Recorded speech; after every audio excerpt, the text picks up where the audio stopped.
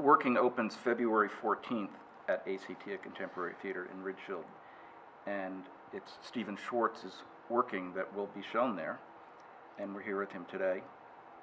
I should jump in and Yep. say that one of the interesting things for me about Working, and I think about the audience, is that there are actually several authors, and I think it's important to say that. First of all, the words that are being said are real words, but the songs, I didn't write all the songs. The songs, as I already mentioned, Lin-Manuel Miranda, but there are songs by James Taylor, by Mickey Grant, the wonderful African-American composer who wrote Don't Bother Me, I Can't Cope, by songwriting team of Susan Birkenhead and Mary Rogers, Richard Rogers' daughter, and an excellent composer who may not be that familiar to audiences named Craig Cornelia. So there are a whole bunch of people responsible for the writing of this. So how did it come about that you got different songwriters? How did you get James Taylor and Lin-Manuel Miranda? Well, when I was originally working on the show, I had the notion at the very beginning that I would write all the songs, but as I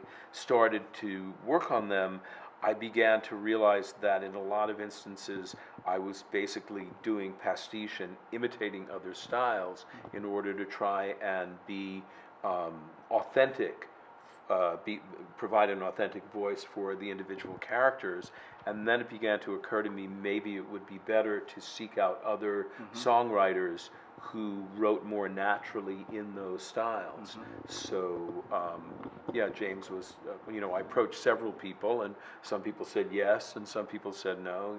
James, Lin-Manuel, Mickey, etc. were among the people who said yes. It's very exciting to have those names involved, Yeah. and continue to be involved all these years. Yeah.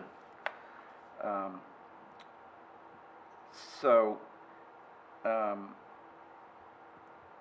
I want to talk a little bit about, how active you are. Like, there's people watching this who know your career and who've studied your career, and, they're probably dying to be lyricists and composers, and anything you can offer them? I think it's a career that you learn on the job, frankly, and one gets much, I think, better with time. You certainly learn much more about craft over time. So my advice to people is always, if you want to be a writer, start writing, and try and find ways of getting your writing performed so you can hear it and learn from that performance. And you still loving Ridgefield? Yeah. Gosh, I'm trying to think. Is it 50 years we've been? No, not quite 50 years, but almost 50 years that we've been in Ridgefield. And it's changed a lot. So it has and it hasn't. Yeah, there was no Playhouse and no ACT. Yeah, I mean, of course, the resources are greater, and there's a lot more to do. The town is much hipper, frankly, than it was when we first moved in. But it's still, a great place to live. It's a terrific community. It's beautiful, as you well know, being, in Ridgefield yourself. I think the town has been very smart about not allowing expansion to go crazy and to change the character of the town.